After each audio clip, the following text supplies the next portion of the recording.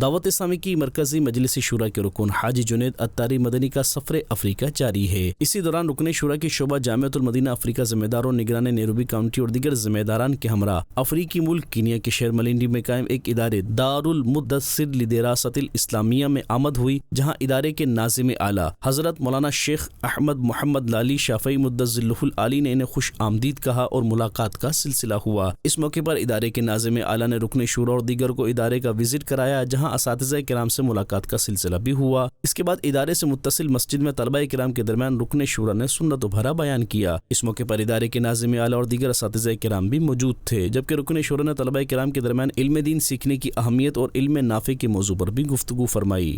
عاشقان مصطفیٰ کی دعوت اسلام زندہ باد، دین ہے سب کو سکھاتی دعوت اسلام زندہ باد، امت کی ہے خیر خواہی دعوت اسلام زندہ باد، باعمل ہم کو ہے بناتی دعوت اسلام زندہ باد، رحمان کی رحمت ہے شیطان کی ہلاکت ہے یہ دعوت اسلامی۔